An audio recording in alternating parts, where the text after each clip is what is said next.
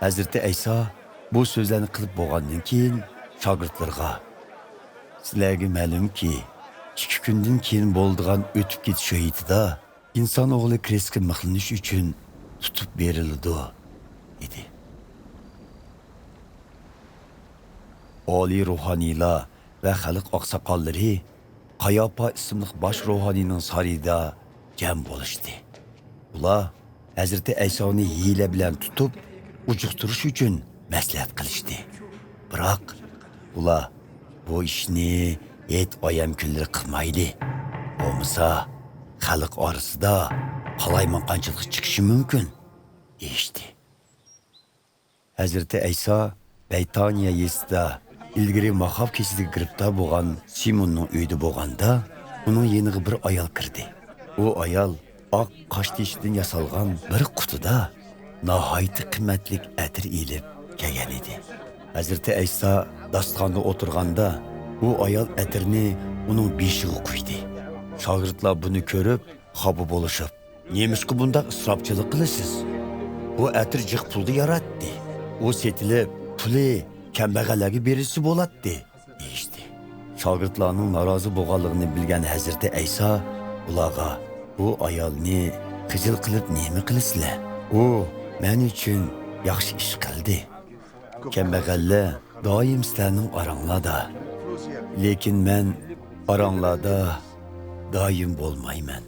Bu ayol bu atirni meni dafn qilinishga tayyor qilish uchun badanimga quydi. Bilib qo'yinglarki, bu xush xabar dunyoning qayrida yetkazilsa, bu ayol aslanib, uning qilgan ishi tilga elindi dedi. Shu vaqtda Hazreti İsa'ning 12 shogirdidan Yahuda Ishqariyot ismli biri oliy ruhaniylarning oldiga berib, "İsa'ni tutib bersam, menga nima bersizlar?" dedi. Ular uningga 30 kumush tangi berdi. Yahuda shundan e'tiboran Hazreti İsa'ni tutib berish uchun fursat izlashga boshladi. Peternan heytining birinchi kuni shogirdlar Hazreti İsa'ning yeniga kelishib, o'tib ketish heytining tamig'ini qayerda tayyorlashimizni xohlaysiz deb so'radi. Hazreti İsa ularga Yerusalimga kirib, palonchining uyiga berib uningga "Ustozimiz, vaqt soatim yiqilib qoldi. O'tib ketish heytini shogirdlarim bilan birlikda sizlarning uyingizga o'tkazay deydi" deb aytinglar dedi. Shogirdlar Hazreti İsa'ning buyrug'iga binoan o'tib ketish heytining tamig'ini shu yerda tayyorlashga kirishdi. Kashqurun Hazreti İsa 12 shogirdi bilan dasturxonda o'ltirdi. U tomoq yeyitib, "Bilib qo'yinglarki, oranglarda biraylan menga sotqonlik qiladi" dedi. Bu so'z ularni intayin qayg'uga soldi. Ular bir-birlab, "Ya Rabbim, men emasman" deb so'rashga boshladi. "Menga sotqonlik qilguvchi qo'lidagi nonni taxsiga men bilan birga to'girgan kishidir. İnson o'g'li muqaddas yozmalarda yozilganidek olamdan o'tadi. Lekin uningga sotqonlik qilgan kishining holiga voy. U odam tug'ilmagan bo'lsa koshki" dedi Hazreti İsa. Uningga sotqonlik qilmoqchi bo'lgan Yahuda, "Ustoz, men emasman" deb so'radi. Hazreti İsa uningga "Dal sen" dedi.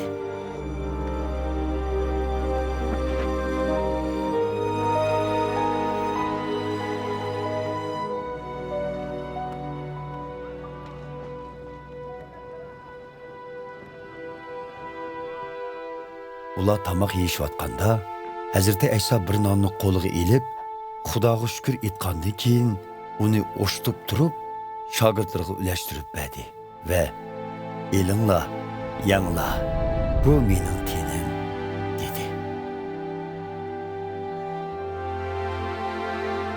Ondan qo'lga bir jom elib, Xudoga shukr etgandan keyin uni shogirdlarga sunib, "Hammanglar buningdan ichinglar. Bu mening nurg'un odamlarning gunohlarining kechirim qilinishi uchun to'kilib, Xudoning ahdisini tuzdigan qinimdir. Shuni bilib qo'yinglarki, Xudo otamning podshohligida sizlar bilan birlikda yangicha sharobdan ichmaguncha bundaq sharobni hargiz ichmayman dedi. Ular Madiha naqshni aytgandan keyin talog'i chiqib, zaytun teg'iga qarab ketishdi.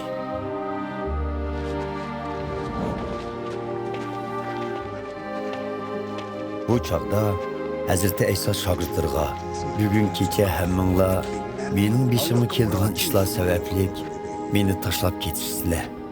Chunki muqaddas yozmalarda Xudo qo'ychini urib o'ldiraman, podidagi qo'ylari patparoq bo'lib ketadi degan. Lekin men tirilgandan keyin Galileyaga sizlardan burun boraman dedi. Petrus uningga hammaylar sizni tashlab ketsimi, men hargiz tashlab ketmayman dedi. Bilib qo'yginki, bugun kecha g'o'rash chillashdan burun sen mendan 3 ketim tanisan dedi Hazreti Ayso. Biroq Petrus, siz bilan birga o'lishga to'g'ri kelsimi, sizdan tanmayman dedi. Qolgan shogirdlarmi shundoq deyishdi. Keyin Hazreti Ayso shogirdi bilan birga Getsemane degan bir yerga keldi. U shogirdlarga men u yoqqa berib duo tilovat qilib kelguncha o'sha joyda o'ltirib turinglar deb Petrusni, shundoqla Zabadiyning ikki o'g'li Yoqub va Yohannani birga elib mangdi. Bu vaqtda Hazreti Aysoni g'am besib, ko'ngli qattiq bearom bo'lishga boshladi. U ularga kenim chiqib ketgandek g'am qayg'uga botdi. Sizlar bu yerda qilib, men bilan birlikda ho'shyor turinglar dedi. Va sal neriroq berib, yerga bosh qo'yib, duo qilib, ey ota, mumkin bo'lsa, bu azob qadihni mendan yiroqlashtirg'aysan. Lekin bu ish mening emas, balki sening irodang bo'yicha bo'lsin dedi. U shogirdlarining yeni qaytib kelganida ularning mugdab qolganligini ko'rib, Petrusga men bilan birga biror soatmi ho'shyor turolmadinglarmi? Yeziq turishdan saqlanish uchun sagak turib duo qilinglar. Ko'ngil xolaydi, lekin tan ojizdir dedi. Hazreti Ayso ikkinchi qatim berib, yana duo qilib, ey ota, agar men bu azob qadini ichmaguncha bu qadah mendan yiroqlashtirilmasa, undaqda sening irodang bo'yicha bo'lsin dedi. U shogirdlarining yeni qaytib kelganida ularning yana mugdab qolganligini ko'rdi. Chunki ular ko'zlarini ochamay qolgan edi. Shuning bilan Hazreti Ayso ularni tashlab, 3-chi qatim berib, yana shu so'zlar bilan duo qildi. Keyin shogirdlarning yeniga kelib, sizlar texichi dam elib uxlayotgamsizlar? İnsan o'g'lining gunohkorlarning qo'liga topshiriladigan vaqt soati yetib keldi. Qo'pinglar, ketayli. Mana bana satqullik qildigan kishi ketdi dedi. Hazreti Aysoning so'zi oyoqlashmasdanla 12 shogirdining biri bo'lgan Yahuda keldi.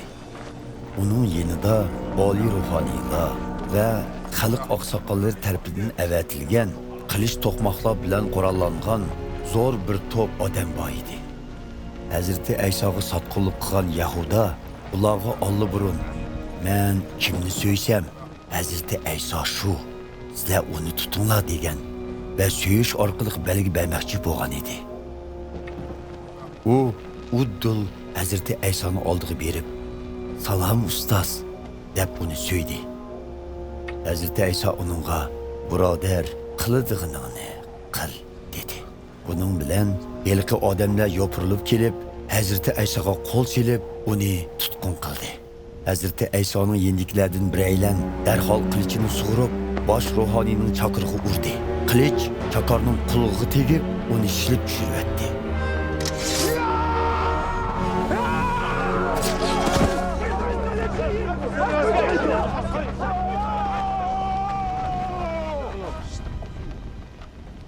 Hazreti Ayso uningga, "Qilichimni qiniga sol.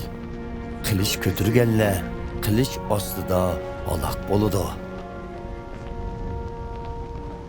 yoki meni Xudo otamdan yordam ololmaydi deb o'ylab qoldingmi? Xohlasam, u menga shu an 12 tumandan ortiq farishta avatdi. Biroq agar men unda qilsam, muqaddas yozmalardiki, cho'qim shundoq bo'lishi kerakligi to'g'risidagi so'zlar qandoq amalga oshsin, dedi. Ondan Hazreti Ayso u odamlarga qarab mundoq dedi. Sizlar qilich to'qmoqlarni ko'tarib, meni tutqili kelibsizlar. Meni qaroqchi ko'ryapsizlar. Har kuni markaziy ibodatxona hovlilarida o'ltirib ta'lim berdim. U chaqda tutmadinglar. Ammo bu ishlarning yuz berishi payg'ambarlarning muqaddas yozmalarida oldin aytganlarining amalga oshirilishi bo'ldi. U chaqda shogirdlarning hammasi uni tashlab kechib ketishdi.